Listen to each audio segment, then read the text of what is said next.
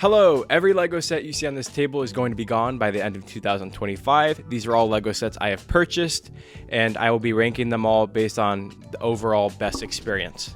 So let's get straight into it. Over the course of this video, I'll be ranking 16 LEGO sets.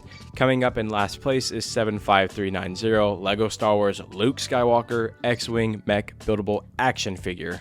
The one saving grace for this set is the iconic figure of Luke Skywalker. However, there are a lot of drawbacks to this. For one, it's a bad display value. It's not from any Star Wars media. I mean, it's based off an X-Wing, but it's not an X-Wing. It's a mech buildable action figure based off an X-Wing. However, the saving grace of this is that you, of course, can turn it into something else. So for me, I turned it into a speeder based off of a rebrickable design. For that reason, this set is going in D tier. Coming in 15th place is 75362, LEGO Star Wars Ahsoka Tano's T6 Jedi Shuttle. The drawback for this set for me was that the design was just not that stellar. It was missing the red design pattern on the back.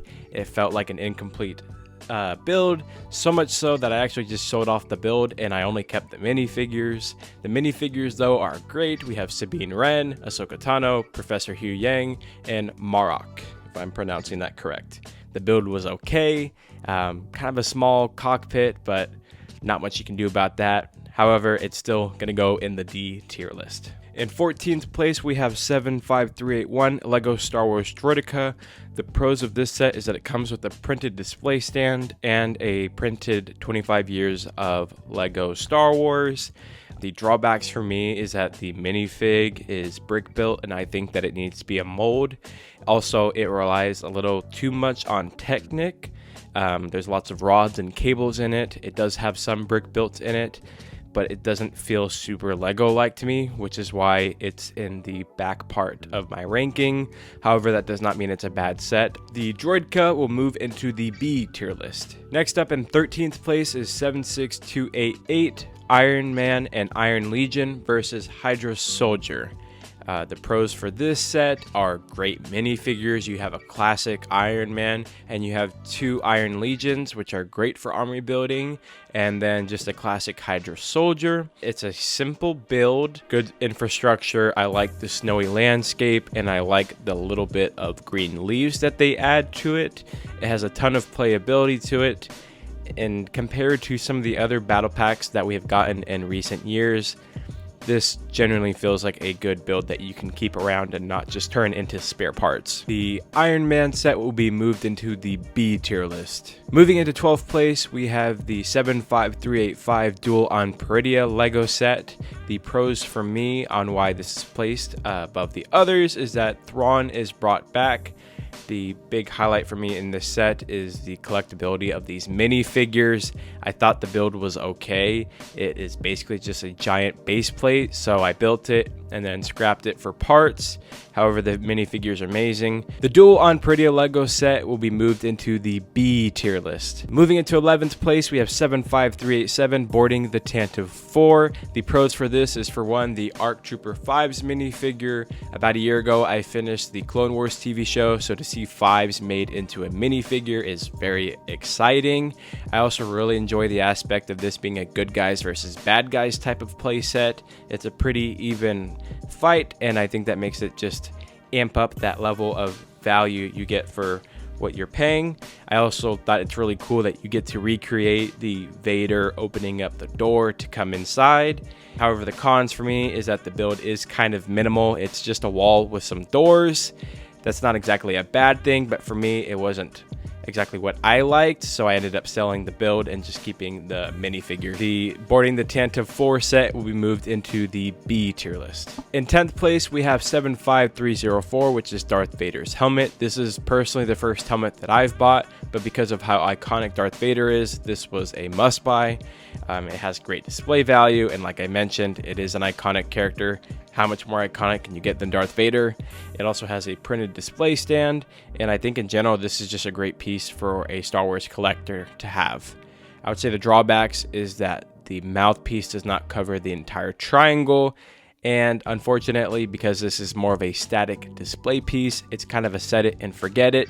The fun part is building the set, but once it's built, there's not much interaction you can have with it after that. So this set will be moved into the A tier list. In ninth place, we have 75376, the Tantive IV.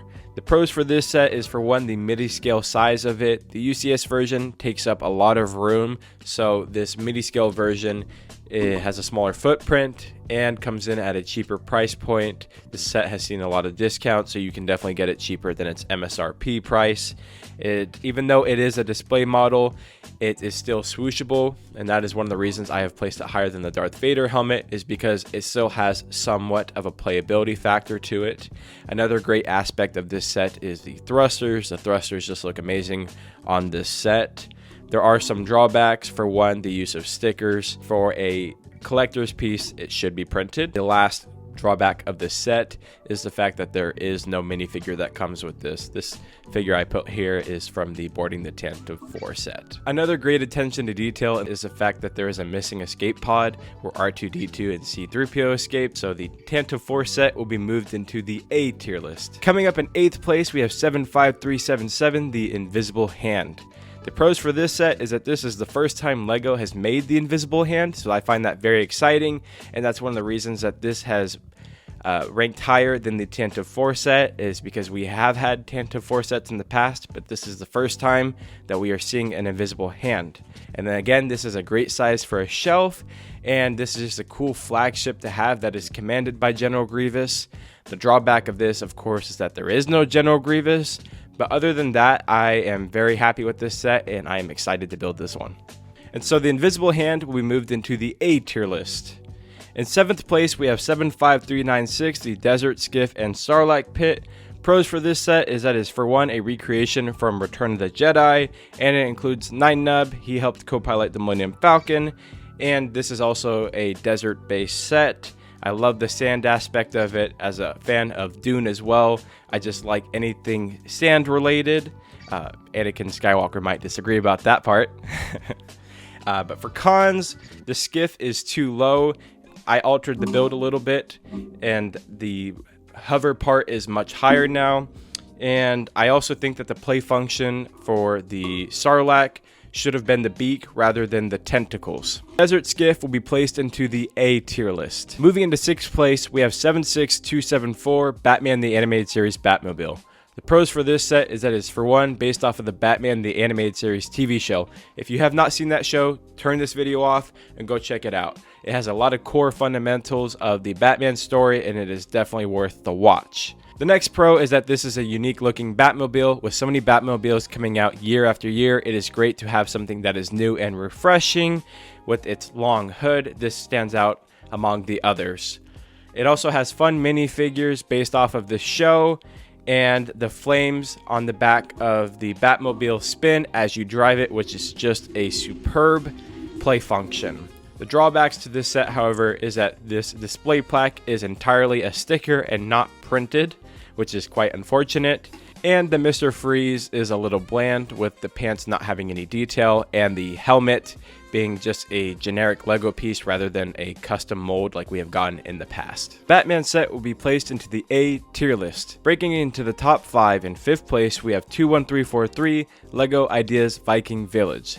The pros of this set is that it, for one, has an amazing color palette, with the dark browns contrasting with the light browns and the touches of gold on top of the buildings, as well as just being an early winter setting with the snow falling throughout the build, and I really enjoy the sea that is beneath it with that deep blue.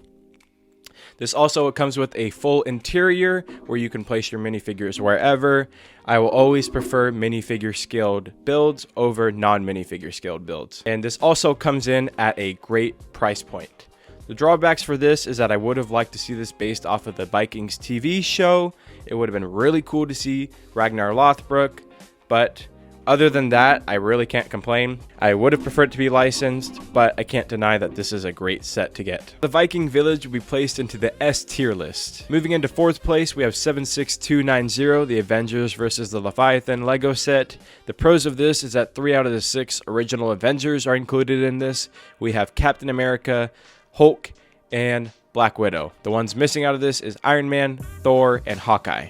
On the villain side, we have Loki, the Chitauri, and the Leviathan itself. The gold on the Leviathan is very eye-catching and one of my favorite parts about the set, as well as how posable it is. The whole body and sections of it can move side to side, as well as its fins can move up and down. And the jaw of the set also can fit a minifigure in there where you can stick, for example, Captain America. The only drawback for this set is that the Leviathan was too low to the ground, so just adding a couple more clear pieces made it a height that felt more appropriate. That way Hulk could get his punch in. And so the Avengers vs. Leviathan Lego set will be placed into the S tier list. In third place, we have 76286, the Milano spaceship. The pros of this set is that, for one, it is an iconic ship. The Milano appears in both Guardians of the Galaxy 1 and 2, as well as coming with a complete Guardians of the Galaxy crew. We have Star-Lord, Drax, Gamora, and Groot. The drawbacks of this is that, for one, it has a huge wingspan, so you need to have the correct shelving space to display this, as well as it not coming with a display plaque like UCS Star Wars sets come with. Also, the back is not as polished as the front is, and we get a baby Groot instead of a regular sized Groot, which I would have preferred. I have not finished building this set, but so far it has been a great experience to build. So the Milano will be placed in the S tier list. Next up, in second place, is 76178, the Daily Bugle. The pros for this set is that it comes with a huge minifigure lineup of 25 minifigures. This is also basically a love letter to Spider-Man fans, but also for Marvel fans, with the inclusion of Punisher, Daredevil, Blade, and Firestar. This is a giant skyscraper that will stand tall in comparison to any other modular you may own. It also has colorful interiors. For example, the bottom floor is green and then the floor above it is yellow. And this comes with tons of references since this is comic book based, so the enjoyment of seeing all those references is very, very fun. It also comes with a New York City cab, and with my love of New York City, that just puts this set on another level. The one drawback of this set is that the build experience is quite simple. It's a lot of window placing as well as making a giant box. So there are no new crazy techniques with how this is built, but with this amazing finished product, the build experience is very worthwhile. Growing up, I played the Lego Marvel Superheroes video game all the time, and this set gives me a lot of nostalgia of playing that game, and so that is one of the reasons that this is ranked so high. So that will put the Daily Bugle in the S tier list. And for the best set that I have purchased that is retiring by the end of this year is 75331, the UCS Razor Crest. The pros of this set is that it is a huge minifigure scale spaceship with a complete interior. You can't get much better than that. It is completely tiled off, giving it a modern Lego Star Wars look, and it just has so many amazing angles, giving it that unique look.